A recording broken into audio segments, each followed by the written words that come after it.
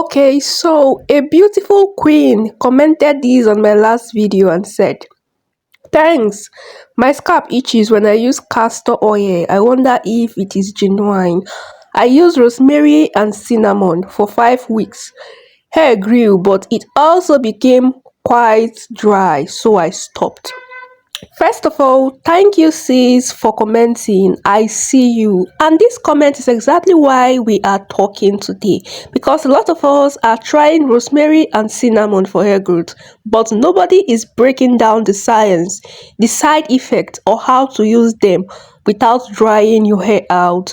Also, quick note for you sis about the castor oil itching. I actually made a whole video on how to use your castor oil, how and why castor oil makes your scalp itch. That video is already live. I will link it in the description and pinned comments. Go watch that after this one. Thank you. But today, rosemary versus cinnamon. What does the research actually say?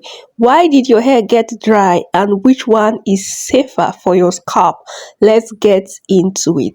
Hey growth garden family, welcome back. If you are new here, this channel is all about natural hair growth and breaking down hair science, so you don't have to read 10 research papers. Today we are doing rosemary versus cinnamon. Both of these ingredients are blowing up online. I mean, it's everywhere on TikTok, on YouTube, on Facebook. People say rosemary grows hair like minoxidil and cinnamon brings blood to your scalp overnight. But is it true or is it hype?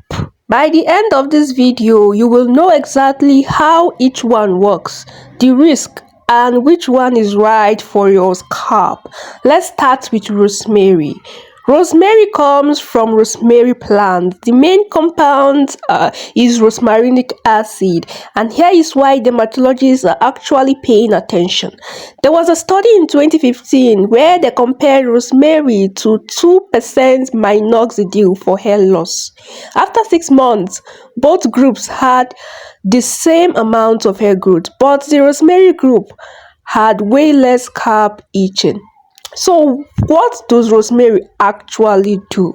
Number one, rosemary improves circulation.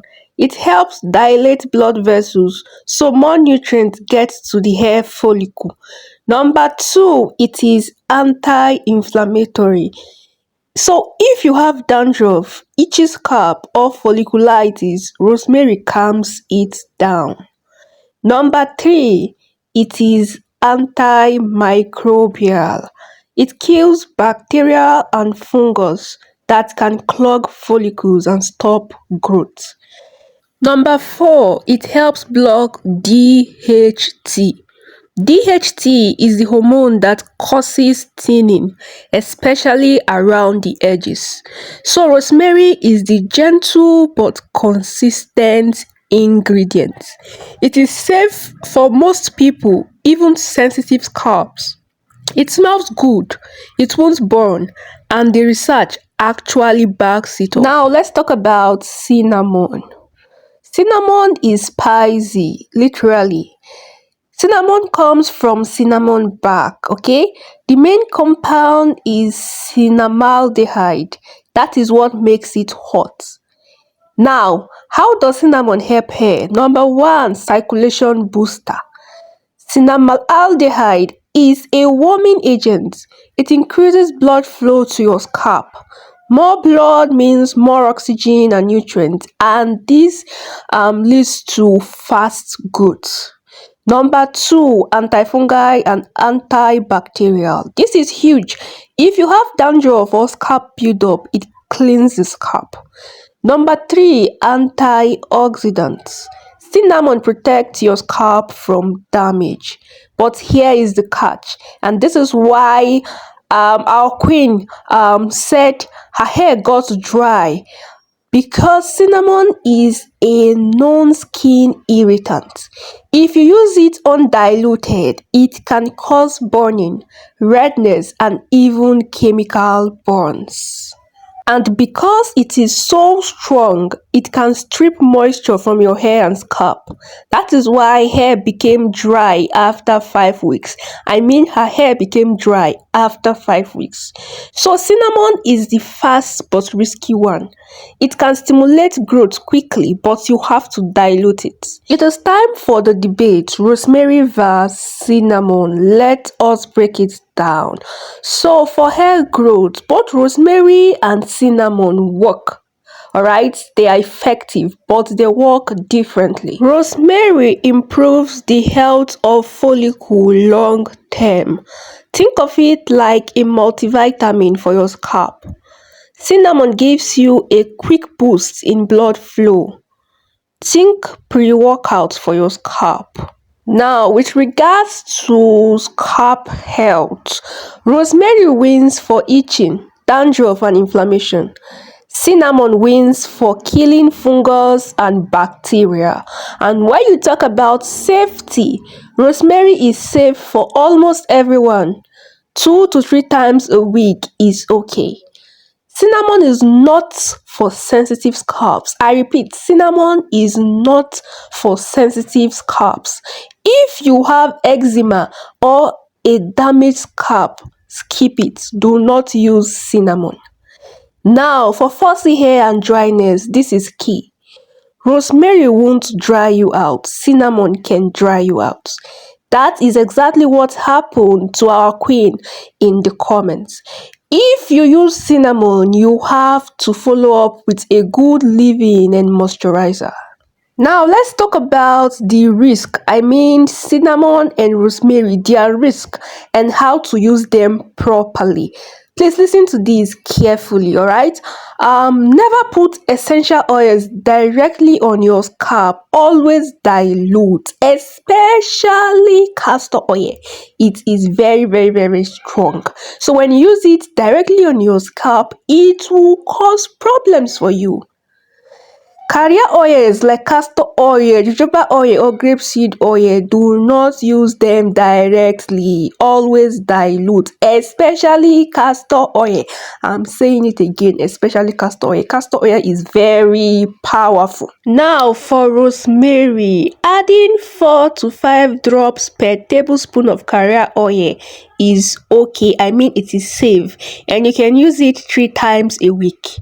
For cinnamon, 1 to 2 drops maximum per tablespoon of carrier oil. Use it 1 times a week maximum. It shouldn't be more than once a week. And always remember, patch test first. You can try it behind your ear 24 hours. If it burns, wash it out immediately. Now, pregnant women, kids, or anyone with skin conditions should check with a doctor before using cinnamon oil or cinnamon in general. And sister, to answer your question about castor oil itching, sometimes it is because the oil isn't genuine and sometimes it is just too heavy for your scalp. I explained everything in my other video, how to use your castor oil properly if you want massive hair growth. The link to that video is in this video description. You can go check it out.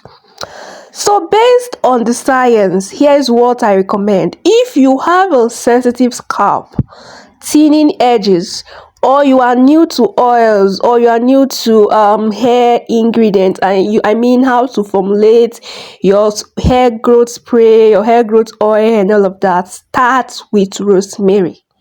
The research is solid and it is safe. If you have a healthy scalp, lots of buildup, and you want faster stimulation, can try cinnamon, alright?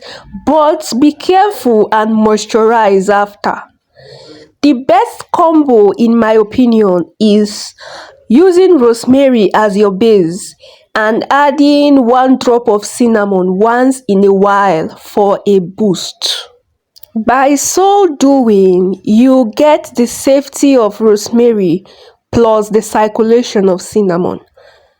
So that is rosemary vs cinnamon, the science, the risk, and the truth. So if you are in the same situation like our queen in the comment, don't stop, alright? Just switch to rosemary as your main one and add moisture after cinnamon.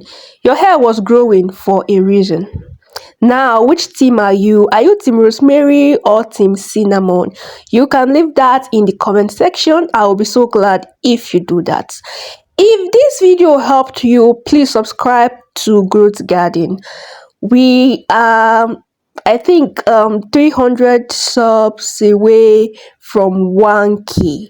All right, so please help me hit 1000 subscribers. All right, I post weekly videos, all right, breaking down hair ingredients so you can make smart choices. And don't forget to watch my castor oil video, all right, link in the description. Next week we're going to be doing something interesting, so make sure you stick around. Thank you for watching. Remember, healthy hair starts with a healthy scalp. Drink water, be patient, and I'll see you in my next one. Until then, my beautiful queens, don't forget to water your hair as always. May your hair be luscious and may your scalp be happy. Bye.